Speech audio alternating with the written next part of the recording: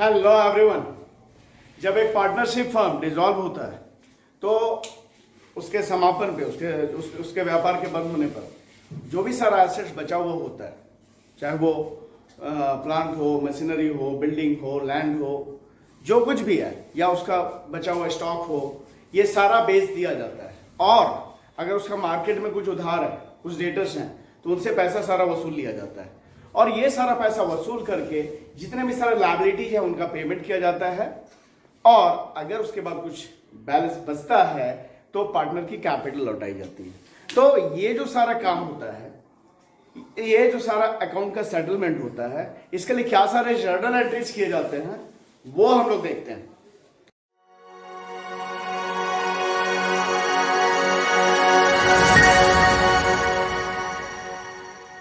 तो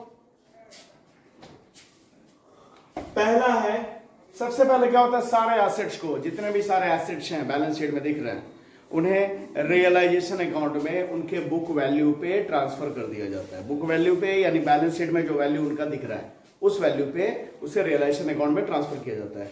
उसके लिए जो एंट्री होती है वो एंट्री होती है realisation account debit to all assets. यहाँ पे ऑल एसेट्स लिख दिया है, जबकि सारे एसेट्स का नाम रहेगा तो इंडिविजुअली सारे एसेट को लिखा जाएगा।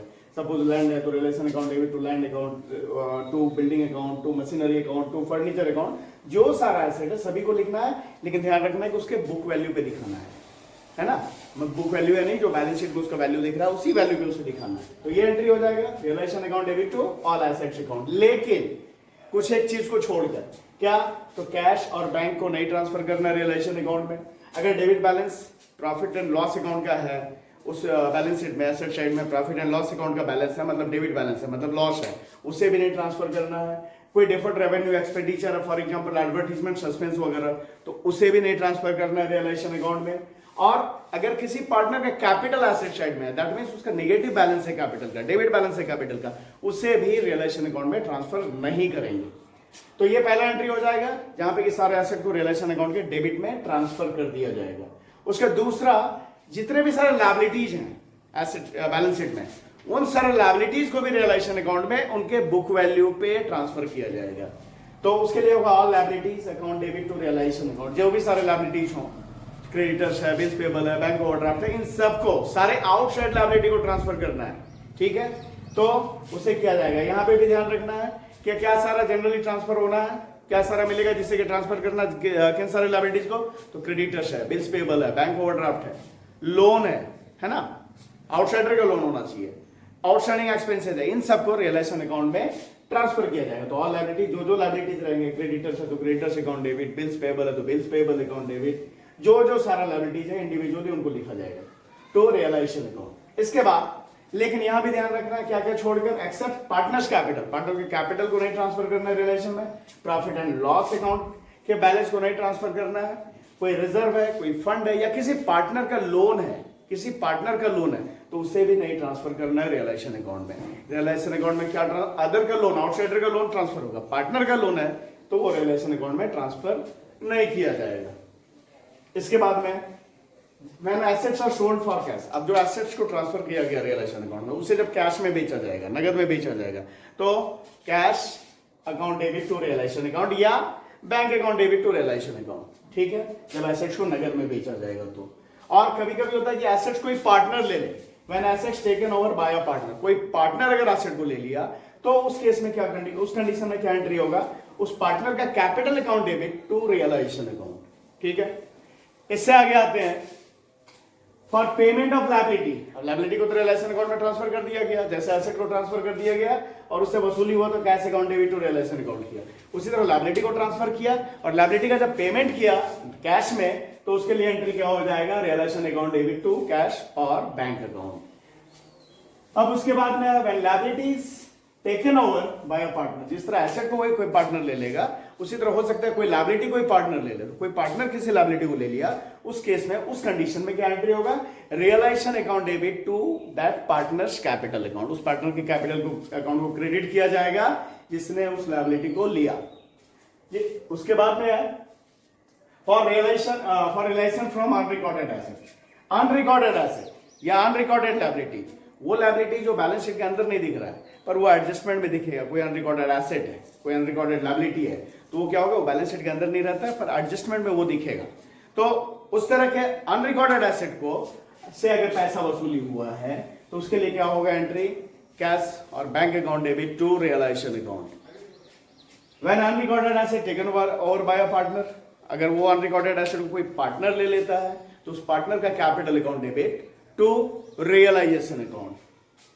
उसी तरह अनरिकॉर्डेड लायबिलिटी है तो क्या होगा उसके लिए entry, realisation account debit to cash और बैंक अकाउंट, उस अनरिकॉर्डेड लायबिलिटी का पेमेंट किया जाएगा, इसके लिए एंट्री होगा realisation account debit to cash और बैंक अकाउंट।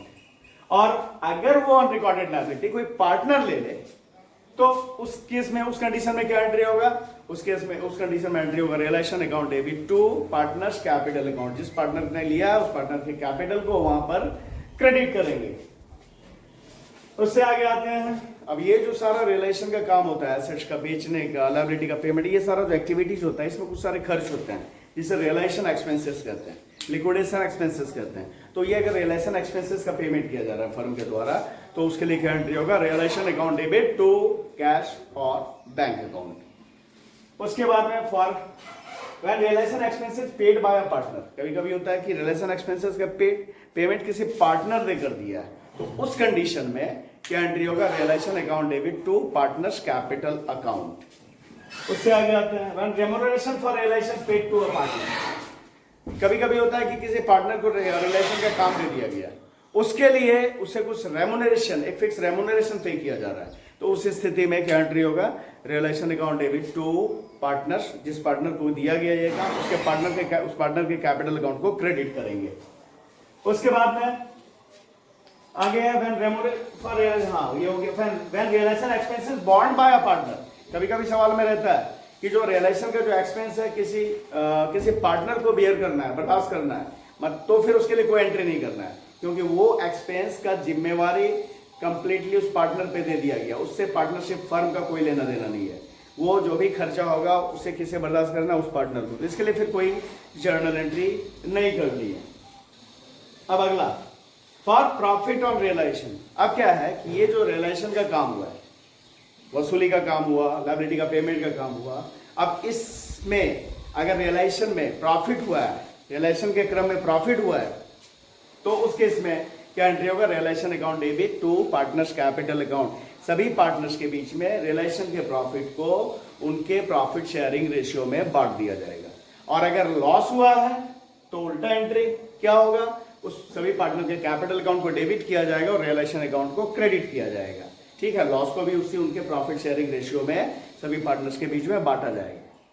तो अब ये क्या है कि रिलेशन का प्रॉफिट हुआ या लॉस हुआ, ये सवाल से, ये जर्नल एंट्रीज से कैसे निकालेंगे, तो भाई हमें क्या करना है, सारे एंट्रीज में चेक करना है कि रिलेशन अकाउंट क्रेडिट कितना हुआ टोटल, है ना, टोटल अमाउंट क्रेडिट का जोड़ लेना है एक साथ, रिलेशन जितने सारे एंट्री में क्रेडिट हुआ है उसका अमाउंट एक साथ जोड़ लेना है, और रिलेशन अकाउंट डेबिट जितने सारे एंट्री में हुआ उसका अमाउंट एक साथ जोड़ लेना है। अगर डेबिट वाला रिलेशन का बैलेंस ज्यादा हो रहा है तो उस केस में लॉस हो रहा है, ठीक है, तो वहां पे लॉस की एंट्री करनी है। और अगर क्रेडिट टोटल ज्यादा हो रहा है रिलेशन का तो वहां पे प्रॉफिट हो रहा है, तो वहां पे फिर रिलेशन के प्रॉफिट की एंट्री करनी है। अब इसके अलावा और भी बहुत सारे एंट्रीज हैं, रिजर्व है, फंड है, इन सब के लिए हम लोग आगे और एंट्री देखते हैं।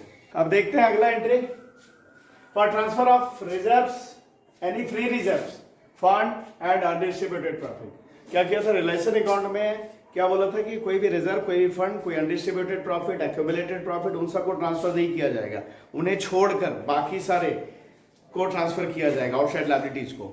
तो वो जो रिजर्व है, वो जो फंड है, वो जो प्रॉफिट है, उसे क्या किया जाता है, सभी पार्टनर्स के बीच में उनके प्रॉफिट शेयरिंग रेशियो में बांट दिया जाता है। तो उसके लिए reserve account debit, funds account debit, profit and loss account debit to partners capital account. जितने भी पार्टनर है उनके बीच में कोई भी जो भी रिजर्व है या जो फंड है या जो प्रॉफिट जितना है उसे सभी पार्टनर्स के बीच में उनके प्रॉफिट शेयरिंग रेशियो में बांट दिया जाएगा, उसके लिए एंट्री होगा। अगला है for transfer of undistributed loss and deferred revenue expenditure.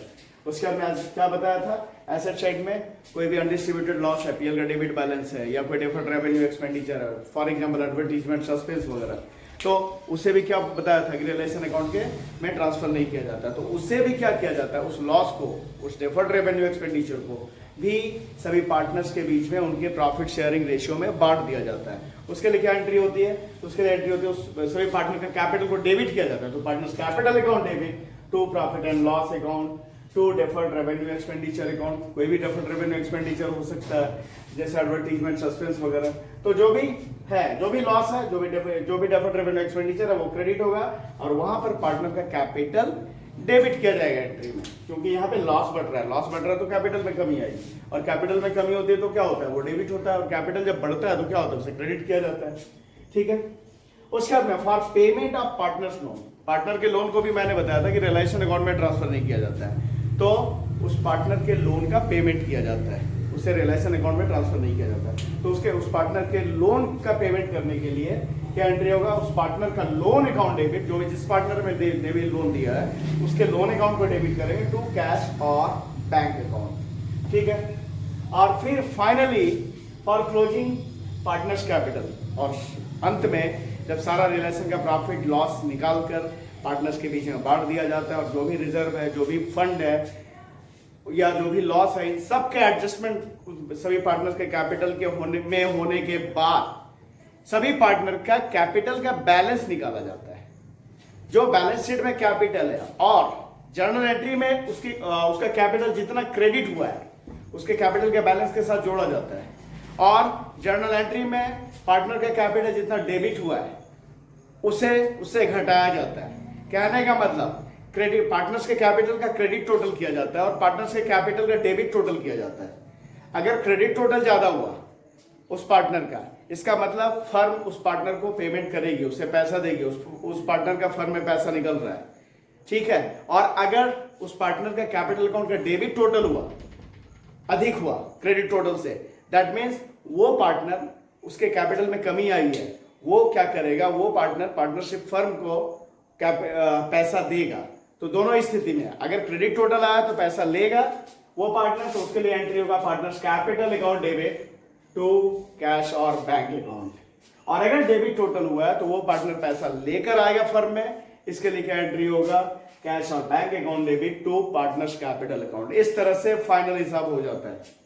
तो ये हम लोगों ने जर्नल एंट्री देखा।